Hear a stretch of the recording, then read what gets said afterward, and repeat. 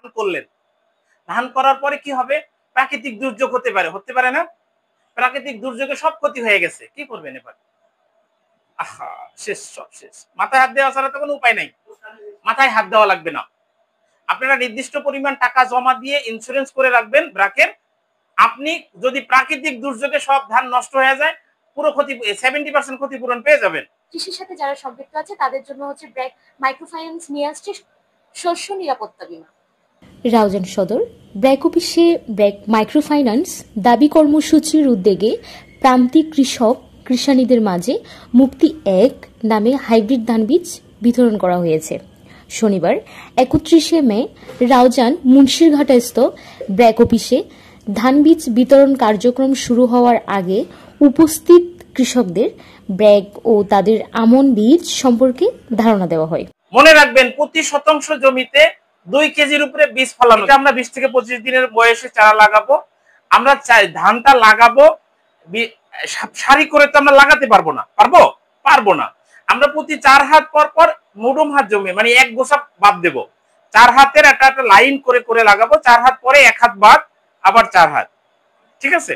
এবং সর্বশেষ যেটা, আমরা 70 থেকে 75% ধান পাকলে ধান কাটবো, কিন্তু মারাই করব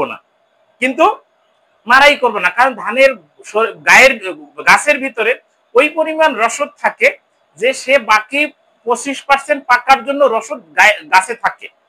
আমরা ধান কেটে দেব, তাতে হবে কি, শক্ত থাকবে ধানটা, শক্ত মজবুত থাকবে, ঝরে যাবে না। অনেক সময় হয় কি, আমরা পুরো 100 ভাগ পাকাই।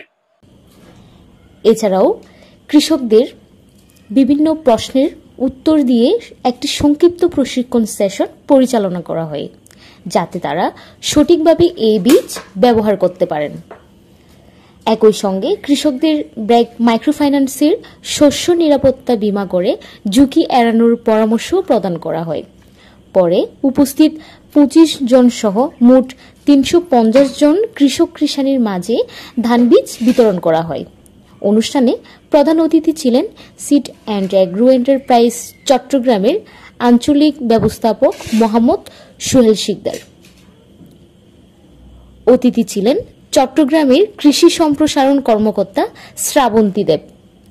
ব্র্যাক মাইক্রোফাইন্যান্স দাবির এলাকা ব্যবস্থাপক আব্দুল কুদ্দুস, ব্র্যাক মাইক্রোফাইন্যান্স প্রগতির এলাকা ব্যবস্থাপক মোহাম্মদ কলিলুর রহমান সহ আর অনেকেই। ডেস্ক রিপোর্ট শ্রাবন্তী দেব, চট্টগ্রাম। চাহিদা যেন ঘাটতি না থাকে, এই জন্য হচ্ছে আপনাদেরকে বীজগুলো দেওয়া আর কি ব্র্যাক থেকে।